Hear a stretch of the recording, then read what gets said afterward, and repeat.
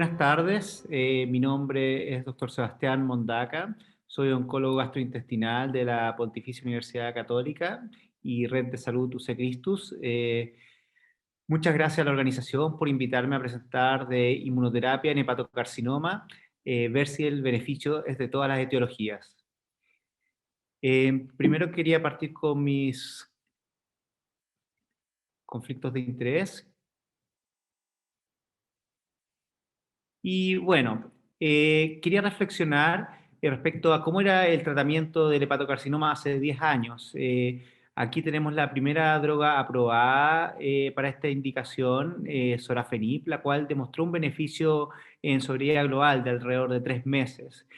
Sí, considerar que tenía una respuesta que es relativamente baja y que también siempre hubo temas asociados al perfil de toxicidad. Sin embargo, fue un gran paso en cuanto al tratamiento del hepatocarcinoma. 10 años después vemos que tenemos múltiples alternativas de tratamiento y que hacen mucho más complejas las decisiones que tomar. Y una de ellas es ver si es que todas las etiologías que dan origen a daño hepático crónico y subsecuentemente a hepatocarcinoma se van a beneficiar de los mismos tratamientos. La inmunoterapia ha sido una revolución para el tratamiento del cáncer y vemos que múltiples publicaciones, tanto en revistas básicas y ahora ya en los últimos años en revistas con un perfil más clínico, han mostrado cómo se ha instalado este excitante de tratamiento y vemos que llevó a estos dos investigadores, al doctor Allison y al doctor Honjo, a ganar el Premio Nobel de Medicina el año 2018. Y son todos estos tratamientos de la inmunoterapia que lo que hacen es modular los checkpoints, o sea, los frenos que tiene nuestro sistema inmune para poder llevar a una respuesta inmunológica contra los tumores, los que han cambiado la historia de muchas de estas enfermedades. ¿Cuál es la racionalidad de la inmunoterapia en hepatocarcinoma? Bueno, por un lado, hay que decir que el hepatocarcinoma es un tumor que es inmunogénico, ¿ya? Por un lado, tiene antígenos asociados a tumor, ¿ya? Y también crea neoantígenos, o sea, proteínas nuevas que pueden ser reconocidas por el sistema inmunológico y que son específicas de ese tumor en particular, ¿ya? No es que las comparta con otros tumores, como son los antígenos asociados a tumor.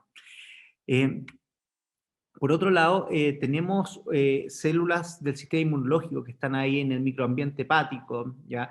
Tenemos células presentadoras de antígeno, que en estos casos son células dendríticas, que pueden interactuar con linfocitos CD4 y así llevar a presentación antigénica y a desarrollar una respuesta inmunológica de tipo celular.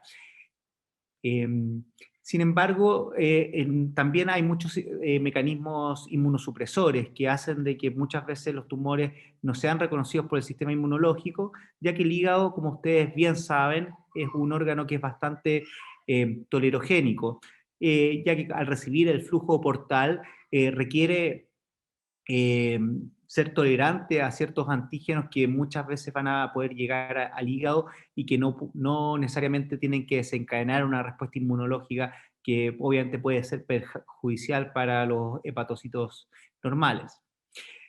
Uno de esos mecanismos son las células T reguladoras, las cuales tienen una población bien definida ahí en el hígado y que van a estar asociadas a cierto perfil de citoquinas que característicamente es inmunosupresor. TGF-beta, interleuquina 10, van a tener estos checkpoints inmunológicos como CTLA4, que van a siempre estar frenando de una u otra forma la respuesta inmunológica. Por otro lado, el tumor, ya uno de los hallmarks que tienen los tumores, o sea, de las cosas que los caracterizan y permiten de que se desarrollen y progresen, son el poder modular el sistema inmunológico y evadir la respuesta inmune. Y esto lo hacen a través de también expresión de ciertas proteínas que inhiben el sistema inmunológico. El PDL1 es uno de los que está más estudiado y los que tienen obviamente es un blanco terapéutico de muchos tratamientos y también crean un pH ácido, un microambiente que es desfavorable para las células del sistema inmune. Y también tenemos ciertos perfil de células del microambiente que son modeladas por el tumor y que atraen ciertas células que, si bien son células nuestras del organismo, cumplen un rol que es protumoral en vez de antitumoral, como lo son los macrófagos asociados a tumor, y que secretan ciertas sustancias como VEGF o arginasa. Y la historia de la inmunoterapia en hepatocarcinoma ha tenido altos y bajos. ¿Ya? Uno de los primeros estudios en publicarse es con el anticuerpo monoclonal nivolumab, que es un anti-PD1, y que mostró que había una respuesta cercana al 20%. Y acá les muestro el waterfall plot, que pues, es pequeño, pero lo que muestra es de que estas respuestas se dan en todas las etiologías, ¿ya?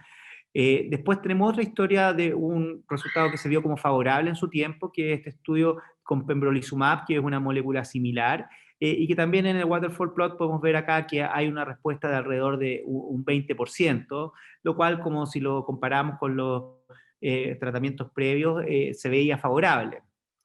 Sin embargo, posteriormente vinieron historias que fueron menos favorables, y una de ellas es este estudio de segunda línea de pembrolizumab versus placebo, el cual podemos ver de que si bien hay cierta separación entre las curvas de sobrevida, el hazard ratio fue de 0,78 y en realidad esto no fue estadísticamente significativo, según el diseño que estaba propuesto en el estudio. Y también tenemos este otro estudio que es el el Checkmate 459, el cual comparó nivolumab en primera línea versus sorafenib, ¿ya? Y también podemos ver una mínima separación entre las curvas, y esto tiene una P de 0,07 que fue no estadísticamente significativa, por supuesto. Sí que dentro de esas historias que iban y venían en cuanto a qué tan favorables eran, apareció este estudio que es el IMbrave 150, que compara atezolizumab con bevacizumab versus sorafenib, que como sabemos era el estándar. Atezolizumab es un anticuerpo monoclonal anti-PDL1 y bevacizumab es una molécula antiangiogénica, un anticuerpo monoclonal contra el VEGF.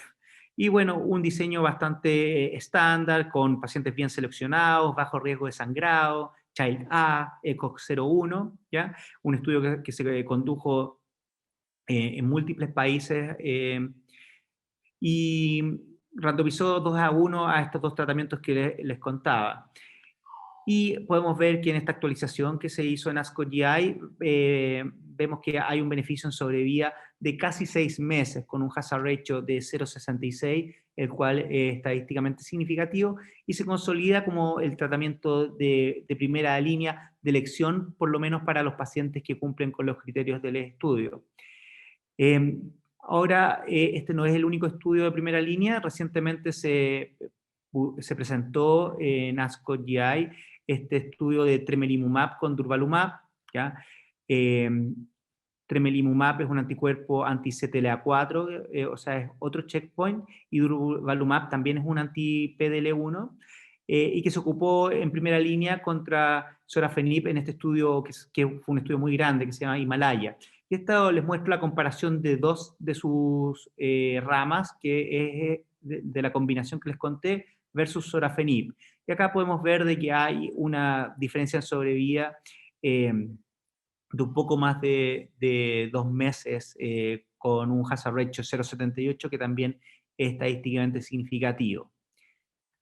Ahora, la pregunta que vamos a tratar de abordar: ¿se benefician todas las etiologías por igual de la inmunoterapia? ¿Ya?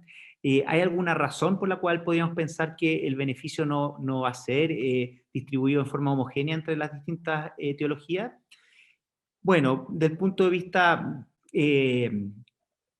más como teórico, podemos ver que las etiologías virales tienen un microambiente tumoral que es bastante distinto a las no virales. Y, por ejemplo, acá tenemos un esquema que habla de la hepatitis B, en el cual podemos ver que van a haber epítopes virales, los cuales van a montar una respuesta inmunológica en general mucho más vigorosa que otras etiologías. Y en hepatitis C también un microambiente con células dendríticas que va a ser pro respuesta inmunológica. Mientras que las etiologías no virales tienen unas características bien particulares que vamos a conversar. Por ejemplo, acá tenemos la que es la asociado a NASH. Podemos ver de que tienen unas células CD8, linfocitos T, que son una población bien particular en un ambiente bien proinflamatorio.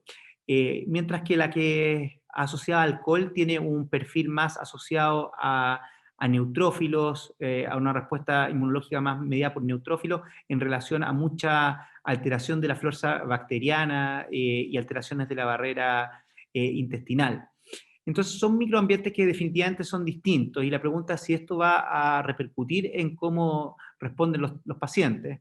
Y aquí les quise mostrar un estudio bien interesante publicado en Nature, en el cual podemos ver que acá se comparan etiologías no virales con no NASH versus NASH, y podemos ver que tienen en este análisis de citometría de flujo, tienen un perfil de linfocitos CD8 que es distinto a de las etiologías no NASH, ¿ya? Y estos linfocitos CD8 en este estudio son caracterizados y se describen con cierto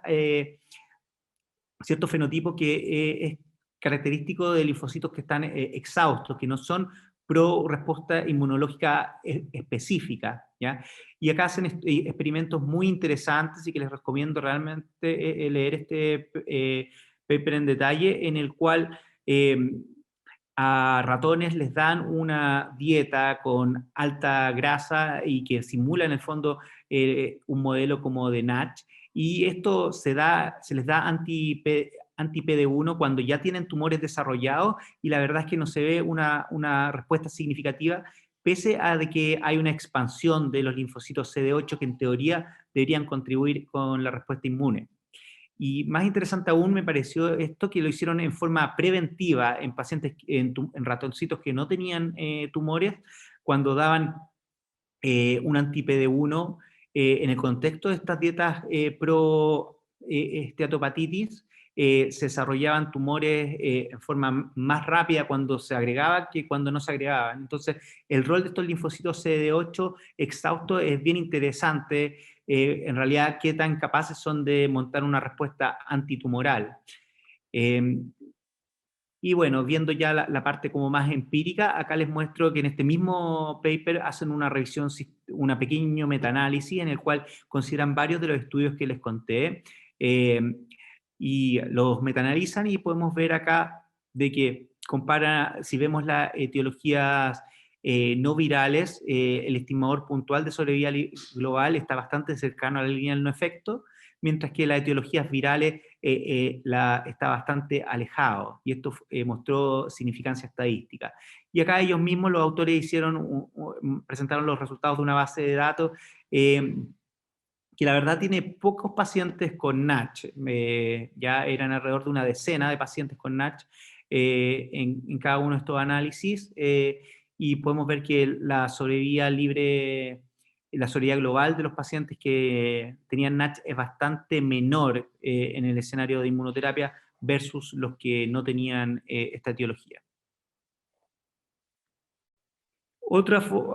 Un estudio como es más reciente, que no fue incluido en el metaanálisis que les conté, es el del estudio Himalaya, que es este de tremelimumab con durvalumab versus sorafenib, y podemos ver de que en verdad no es tan claro que los pacientes con etiologías no virales no se benefician. El hazard ratio es de 0,74. Así que en este estudio al menos no fue tan evidente esta tendencia. Y también si empezamos a ver otros outcomes, haciendo más complejo el análisis, por ejemplo, sobre vía libre progresión, y vemos el estudio IMbrave 150, que es el de atezolizumab con bevacizumab, podemos ver también de que la etiología no viral no es muy distinta la sobre vía libre progresión versus, por ejemplo, hepatitis C, mientras que hepatitis B pareciera de que el beneficio es un poquito mayor. Todo esto respecto a sorafenib. Así que viendo algo que quería hacer reflexionar es que cuando hablamos de beneficio de la inmunoterapia en las distintas etiologías, tenemos que estar considerando que estamos comparando la inmunoterapia versus un brazo activo, que es sorafenib, que ya tiene beneficio en sobrevía. que no es exactamente el mismo análisis que deberíamos hacer si estuviéramos comparando la inmunoterapia versus nada. Entonces, aquí el análisis que estamos haciendo es respecto a si tiene beneficio respecto a sorafenib, no si tiene beneficio en general, ¿ya? La tendencia, si uno ve en el fondo la relación que hay versus sorafenib y asume que sorafenib tiene este beneficio demostrado de alrededor de 3 meses, lo lógico pensar es de que en realidad hay beneficios en todas las etiologías, sin embargo, ese beneficio pudiera ser mayor en algunas y menor en otras. Y en realidad lo que nos va a dar la respuesta son los múltiples estudios en curso que hay. Aquí les muestro varios estudios que van a salir pronto, por ejemplo este que es el 9DW, que es de primera línea de nivolumab e ipilimumab versus sorafenib, nos va a dar data interesante, y este de pembrolizumab con lenvatinib versus lenvatinib, que también va a dar resultados eh, que nos van a permitir todavía ser más granular y tener revisiones sistemáticas y metaanálisis que realmente nos logren dar un poquito de luz respecto a cómo las distintas etiologías pueden o no tener un beneficio distinto de estos tratamientos. Acá también tenemos estudios que van a combinar la inmunoterapia con otro tipo de modalidades como la radioterapia o las embolizaciones, así que muy interesante toda la data que se va a ir generando en el próximo tiempo.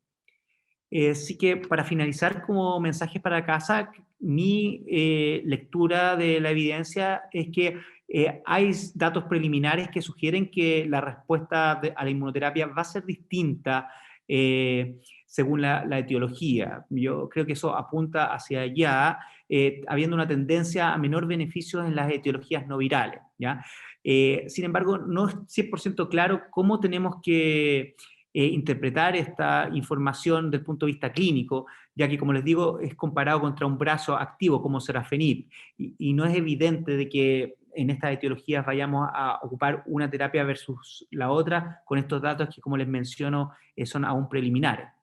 Sí que la inmunoterapia combinada continúa siendo el estándar de tratamiento en primera línea. Sin embargo, quiero enfatizar de que hay múltiples estudios en curso que en el próximo tiempo pudieran hacernos cambiar la recomendación, tanto en forma general como para etiologías particulares. Muchas gracias por su atención y nuevamente a la organización por invitarme a hacer esta charla.